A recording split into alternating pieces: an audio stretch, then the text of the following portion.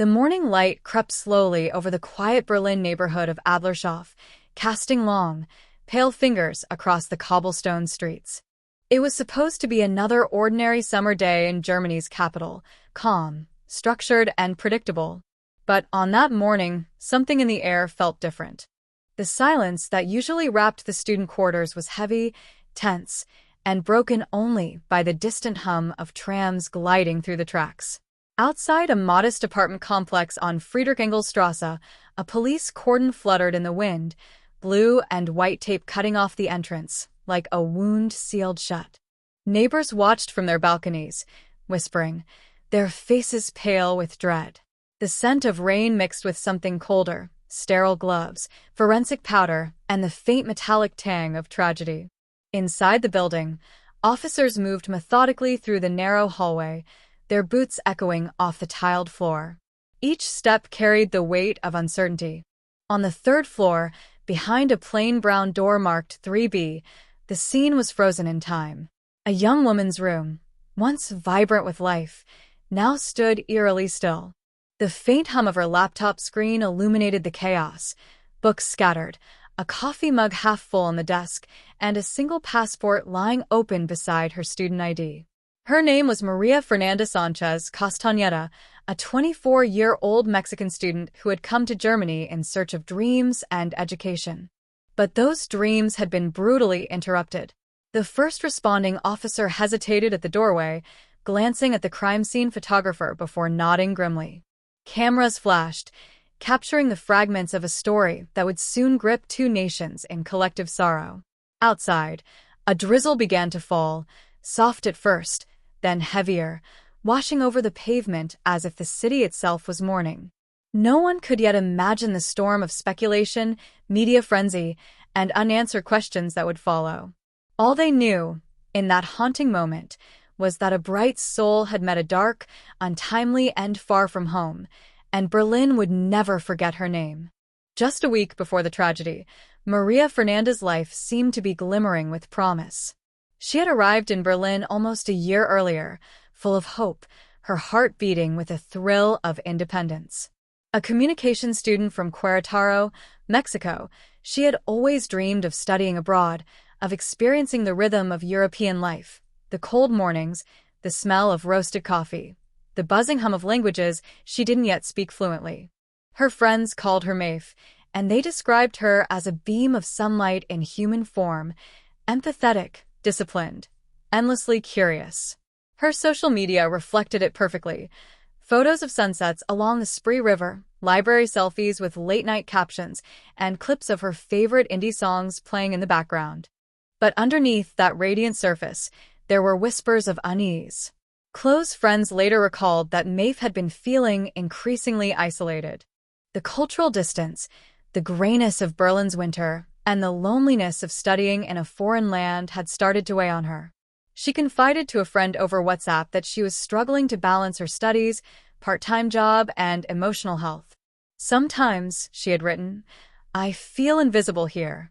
Yet, she pushed forward, attending lectures, submitting assignments, and planning a visit back home. On the evening of July 21st, she attended a small gathering with international classmates. Laughter filled the apartment, glasses clinked, and the playlist jumped from reggaeton to techno, a fusion of her two worlds. No one could have guessed it would be one of the last times anyone saw her alive. The next day, she was seen walking alone near her apartment complex, wearing a light jacket and carrying her phone. After that moment, nothing. Her phone stopped responding, her online presence vanished, and messages from family and friends went unanswered. Within hours, concern turned into panic. By July 23rd, her parents in Mexico had filed a missing person report with German authorities.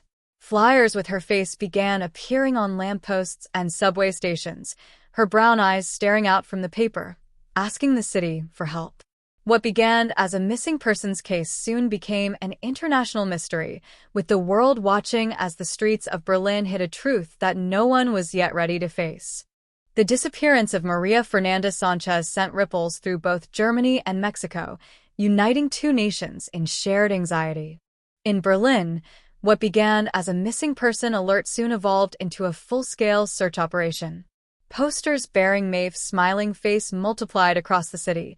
Train stations, cafes, university notice boards, each one pleading in silent desperation. "Have you seen her?" Students from all over the world joined the effort, sharing her photo across social media with hashtags like #BuscandoMaeve and #FindMariaFernanda, hoping that someone, somewhere, might recognize her. The Mexican embassy in Germany became a hub of frantic communication, coordinating with Berlin police, who now faced intense public scrutiny. Officers canvassed the Adlershof area, reviewing hours of CCTV footage, knocking on doors, and interviewing neighbors. Some remembered seeing her on the day she vanished. Others claimed they heard raised voices from her apartment that evening, though none could say for sure. Every clue seemed to dissolve into uncertainty. Meanwhile, her parents, Bertha and Fernando Sanchez, boarded a plane from Mexico City to Berlin, faces tight with exhaustion, hearts suspended between hope and fear. When they arrived, they stood before the cameras at a press conference, pleading in trembling Spanish. "Please, if anyone knows where our daughter is, help us bring her home." The mother's voice cracked as she clutched a photo of María Fernanda, the same one that had gone viral across the world. German media outlets began broadcasting updates hourly. Mexican journalists reported live from Berlin streets, comparing her case to other high-profile disappearances of young women abroad. Police divers searched nearby canals, drones scanned wooded areas, and volunteers formed human chains along trails near the Adlershof district. But with each passing day, hope dimmed slightly. Rumors began to swirl, speculations about her mental state, theories about abduction, whispers of foul play. Detectives urged calm, but the weight of uncertainty pressed harder on everyone involved. Berliners left candles outside her building. Strangers sent messages of prayer to her family's social media pages. It was as if the whole city had paused, holding its breath, waiting for news that never came. Then, on the 7th day of the search, an officer radioed in from a small canal not far from her apartment, a discovery that would shatter every remaining fragment of hope. It was the afternoon of July 29, 2023, when the radio call came through, a few muffled words that would change everything. A police patrol had been searching the Telto Canal, a narrow, quiet stretch of water just a few kilometers from María Fernanda's apartment. The area was calm that day, the sky overcast, a thin drizzle rippling the surface of the canal like trembling glass. Two officers, walking along the embankment, spotted something that made them stop mid-step, a flash of color beneath the reeds, soft fabric drifting in the current. When they moved closer, their expressions froze. Within minutes, the area was sealed off with police tape. Investigators, divers, and forensic experts arrived in silence. The body of a young woman had been recovered from the water. There were no visible signs of violence, but the officers' faces told a story of quiet devastation. A few hours later, confirmation came through. It was María Fernanda Sánchez. The news spread through Berlin first, then across the world, carried by headlines that hit like a punch to the chest. Missing Mexican student found dead in Berlin Canal. Outside her apartment building, flowers began to pile up. Sunflowers, candles, handwritten notes in Spanish and German. Descansa en paz, Maeve. The atmosphere was suffocating, heavy with disbelief. Her parents, who had spent days searching and clinging to the hope of a miracle, were escorted to identify her remains. Her mother collapsed when she saw her. Her father stood frozen, silent tears streaking down his face. Reporters gathered outside, their cameras capturing the raw, unbearable pain of two parents whose world had just been shattered. Authorities quickly announced that initial findings suggested no evidence of foul play, a statement that only deepened public confusion. How could such a vibrant, cautious young woman simply vanish and end up lifeless in a canal? Social media erupted with outrage and disbelief. Many demanded answers, suspecting negligence or a cover-up. Others speculated about her mental health, though her family insisted she had no reason to harm herself. The tragedy ignited debates about the treatment of international students, the loneliness of living abroad, and the failures of law enforcement in missing person cases. But beneath all the noise, one truth remained inescapable. María Fernanda's story had come to a heartbreaking end, far from the warmth of her home, in a city that had once held all her dreams. As night fell over Berlin, the candles outside her building flickered in the rain, their light trembling like the memory of the life she left behind. The discovery of María Fernanda's body should have brought closure, but instead it opened a labyrinth of uncertainty and suspicion. Within hours of the police statement, no evidence of foul play, a wave of disbelief erupted online. Journalists, criminologists, and ordinary citizens began dissecting every piece of information that had been made public. How could a young woman simply disappear for a week, only to be found dead in a canal just a short distance from her home, without any clear explanation? In the days that followed, investigators worked around the clock, trying to piece together the final hours of Maef's life. Her phone data was retrieved, security footage combed, and witness interviews expanded to include classmates, professors, and acquaintances. Some footage showed her walking toward the canal area on the evening of July 22nd, alone, her posture calm but pensive. She carried her phone and a small bag, neither of which were found with her body. Forensics ruled out signs of struggle, but the absence of her belongings deepened the mystery. Social media users rallied behind her, flooding police pages and embassy accounts with demands for transparency. "We need truth, not convenience," one tweet read, echoing the sentiments of thousands. In Querétaro, vigils were held nightly. Classmates lit candles and sang softly in her memory. Back in Berlin, detectives revisited every lead, searching for inconsistencies. They interviewed neighbors who recalled hearing muffled sounds days before her disappearance, though none could specify when. A local taxi driver claimed to have seen a woman resembling Maef near the canal after midnight, but his statement lacked corroboration. The investigation grew colder by the hour. Psychological experts were consulted, analyzing her last messages and online activity for any clues about her state of mind. Her final social media post, a serene photo of a cloudy Berlin sky captioned, "Breathing through the gray," was reinterpreted endlessly, some seeing poetry, others a hidden cry for help. Meanwhile, rumors spiraled.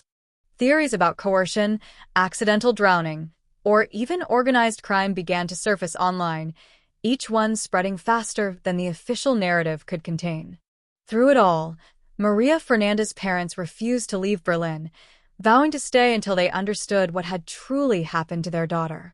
They stood outside the police station each day, quiet yet unyielding, holding her portrait as if daring the world to forget her.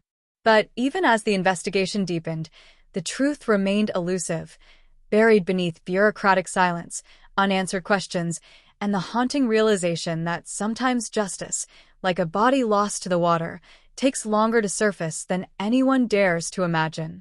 The days following María Fernanda's discovery became a whirlwind of headlines, speculation, and collective grief.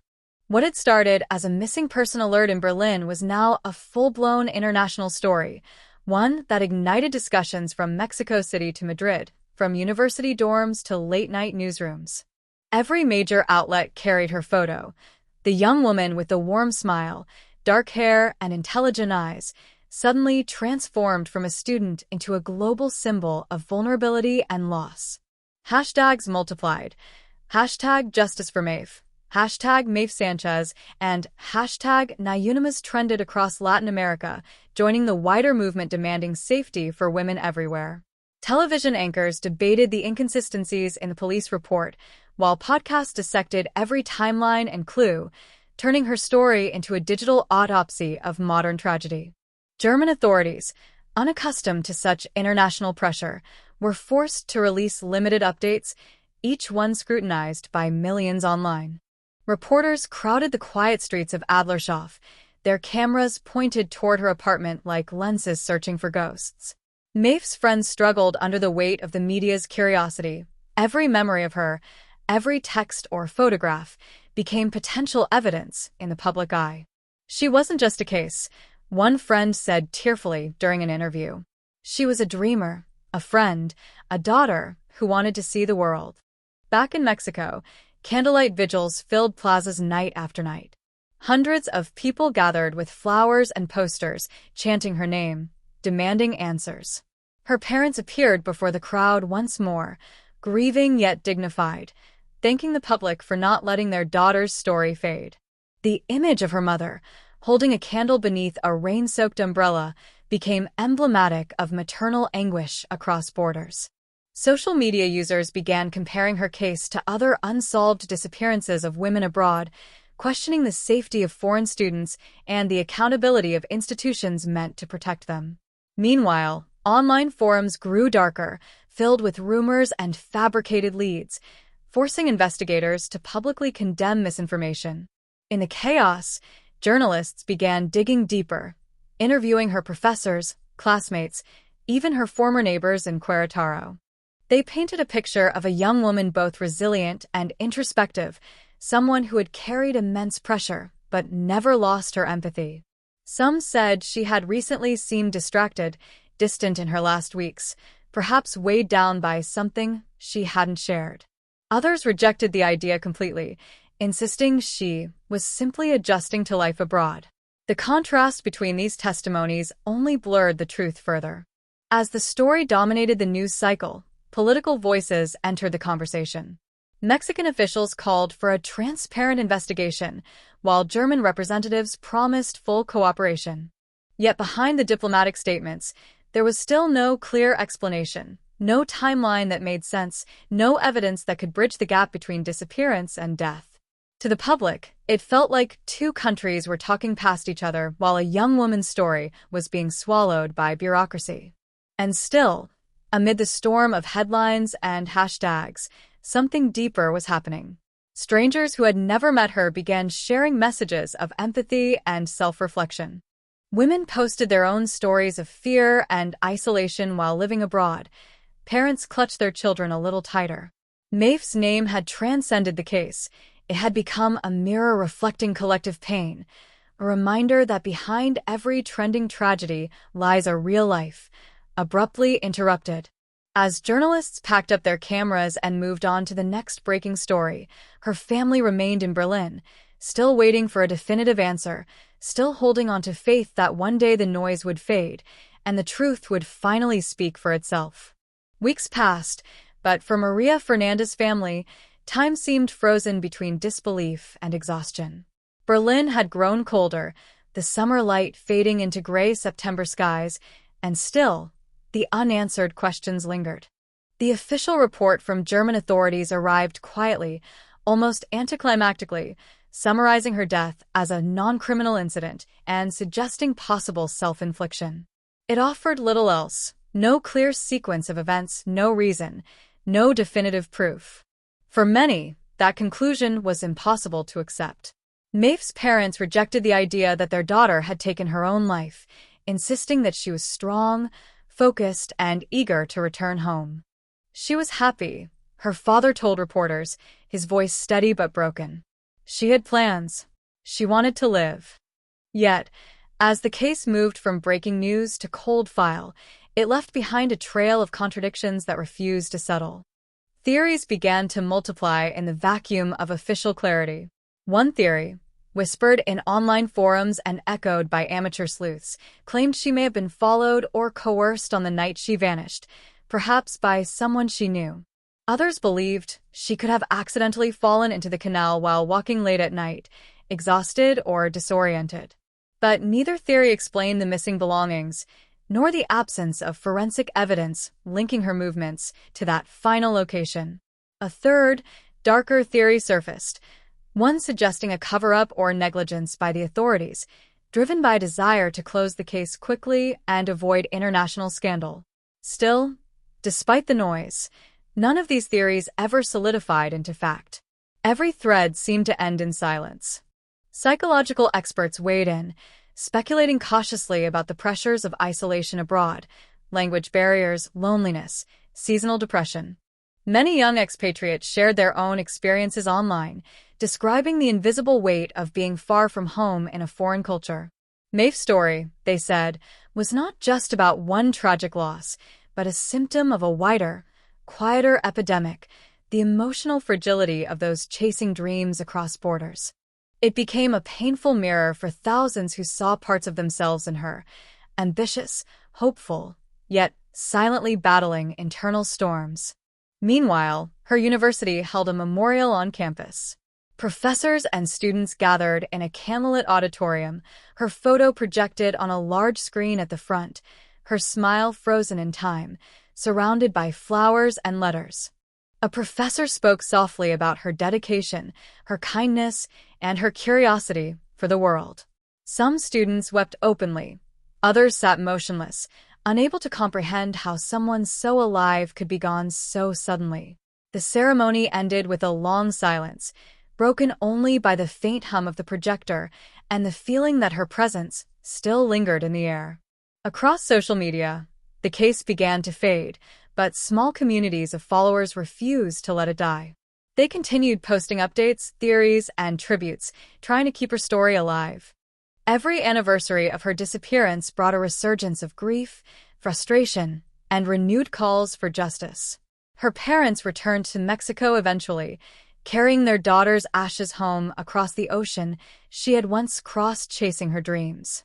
When they landed in Querétaro, hundreds gathered to welcome her back, not with celebration, but with tears and prayers.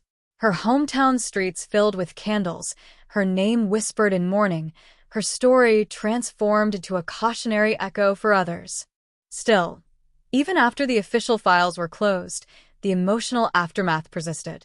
For many, May's story was no longer about how she died, but about why she wasn't truly protected, about how society fails those who fall through its cracks. She had become more than a case. She had become a question, a haunting reminder that truth, when buried under silence, never truly rests. And somewhere in Berlin, beside the gray waters of the canal, the city still seemed to hold its breath, as if waiting for the day when that question might finally be answered. Months turned into a year, and though headlines moved on, María Fernanda Sánchez's name refused to vanish into silence. Her story had transcended the confines of a police file. It had become a symbol, a quiet revolution born from grief. In Berlin, her former classmates formed a small collective called Luz para Mafe, Light for Mafe, dedicated to raising awareness about the mental health challenges faced by international students. Every autumn, they gathered beside the Teltow Canal, setting lanterns afloat on the dark water that had once hidden her, transforming the site of loss into a place of reflection.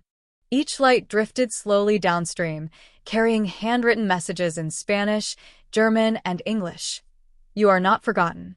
No one should suffer alone. The event grew year by year, drawing hundreds, students, activists, professors, and strangers, each one touched by her story.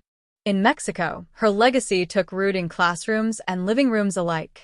Universities began holding workshops on safety and emotional well-being for students preparing to study abroad, citing Mafe's case as a call to responsibility.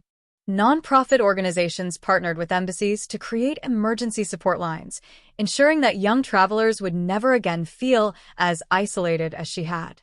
Her parents, still grieving but steadfast, became advocates for change. They spoke at conferences and media panels, their voices trembling yet determined. If we cannot bring our daughter back, we can at least protect others like her. Their courage moved thousands, turning pain into purpose. Artists and writers found inspiration in Mafe's memory. A mural appeared on a wall in Querétaro, a portrait of her gazing upward toward a skyline filled with paper planes. Beneath it, painted in bold white letters, were the words, "Dreamers never drown." The mural became a pilgrimage site for students who left flowers, notes, and candles beneath her image. Online, her story lived on in essays, poems, and songs written by strangers across the world. Each retelling rehumanized her, transforming her from a statistic into a soul, from a case into a voice echoing through generations. In Berlin, the local authorities, responding to international criticism, introduced new safety initiatives for foreign students, including better campus counseling services and improved communication with embassies. Quietly, some officers admitted that Maria Fernanda's death had changed how they handled missing person cases. She reminded us that every file on our desk is a life, one investigator confessed in an interview months later. Not just data. But perhaps the most powerful legacy was more intimate, a collective awareness. Her story forced countless people to look inward, to recognize how loneliness can wear invisible faces even among the brightest smiles. Students who once hesitated to ask for help began to reach out. Friends checked in on one another more often. Parents called their children abroad with a little more tenderness in their voices. Maria Fernanda's tragedy had planted a seed of empathy that crossed borders, languages, and cultures. Still, for her family, legacy could never replace loss.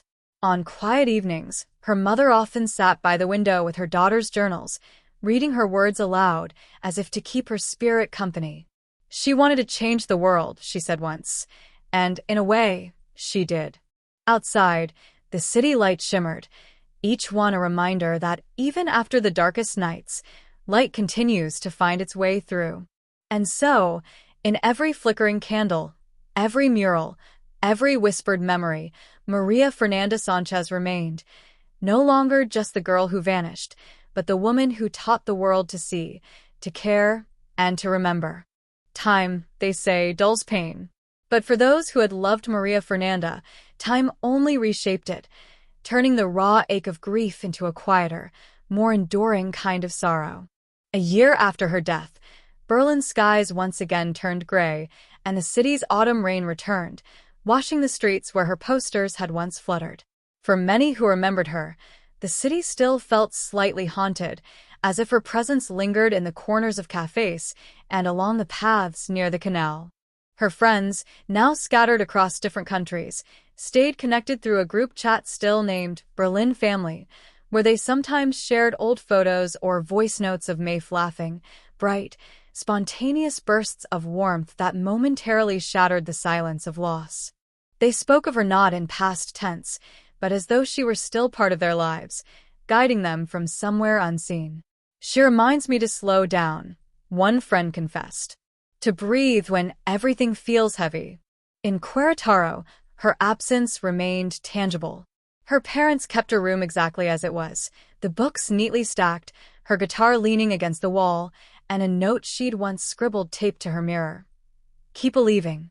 Some mornings, her mother would leave the window open so the wind could pass through, saying softly that she wanted her daughter's spirit to feel free. Yet beneath these rituals of remembrance, there was a deeper emotional current that rippled far beyond her family. Maeve's story had awakened a generation to the invisible battles so many face in silence. Counselors in universities across Mexico began referencing her name when addressing the importance of emotional resilience.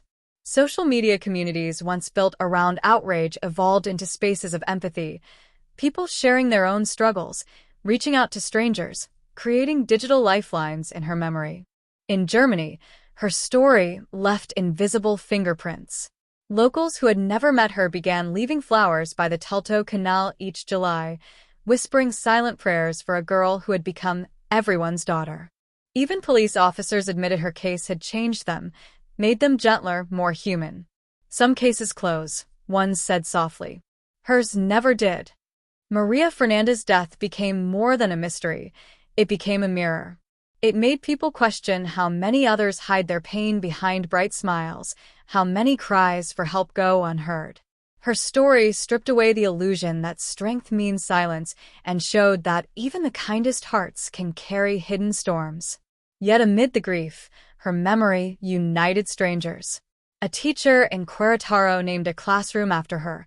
A German poet dedicated a book to "the girl who made us listen." Through such acts, Maeve became a quiet guardian of empathy, a reminder that compassion can bridge oceans. In Berlin, the canal where she was found transformed into the River of Light. Each July, lanterns drift across its dark surface, glowing softly like her spirit. Her parents often returned to watch them, whispering that she never truly left. She simply became part of everything. Today, María Fernanda Sánchez is no longer just a name on a poster. She is a symbol of love, vulnerability, and resilience, a gentle voice reminding the world to look closer, listen deeper, and never forget that even in the darkest places, light can still be found.